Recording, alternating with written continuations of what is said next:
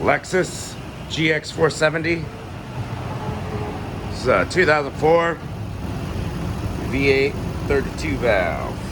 Alright, we got the car running AC on max. You can see our pressure is, God, it's only at about 7. I've got the low side hooked up, it's right here. Take this little black cover off right there. Get to the low side. We got our high side right there. If you got high side gauges, excellent. It's probably going to be for people that don't have gauges. Now we've got some cans, which is probably what the audience is going to be using. Hopefully you got something a little more complicated than something like this. You've got the hose with the dial on it, with the gauge, to let you know how much pressure you're putting in. You just don't want to put in too much pressure. That's why we got the high side as well.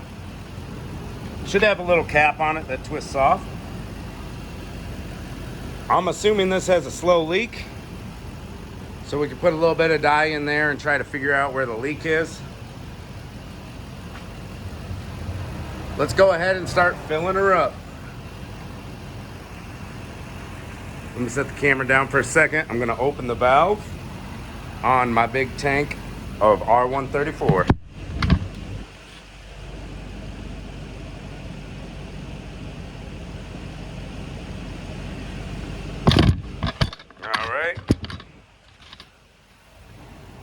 Now our air compressor is not kicking on.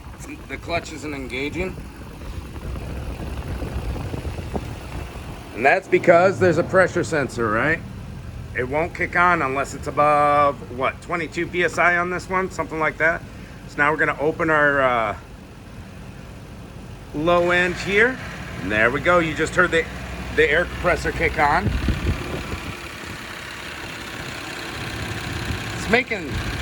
It's making some good noise.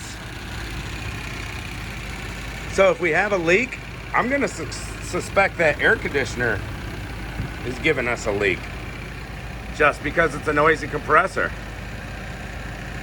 Because the seals go bad in those and produce a leak. All right, now we're gonna close our low side. That was long enough. I was goofing around so long that might have been too long. Let's see where she settles. Should be running between 32-ish PSI. Let's see, she's equalizing right now.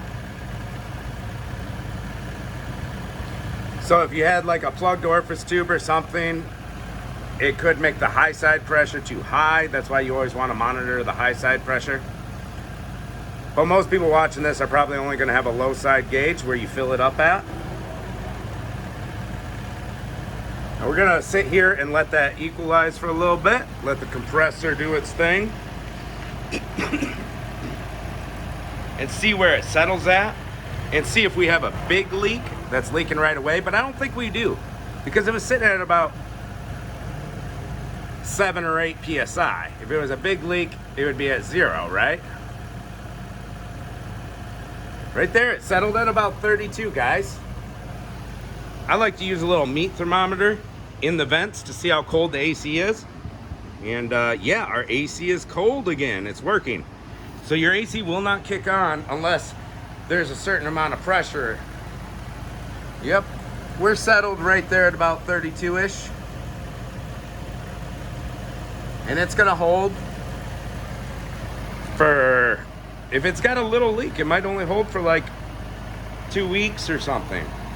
That means we got to find the leak. So with that little bit of dye in there, we'll take a UV flashlight, and the first thing I'm going to look at is the AC compressor down in there, and see if the dye has leaked through the AC compressor.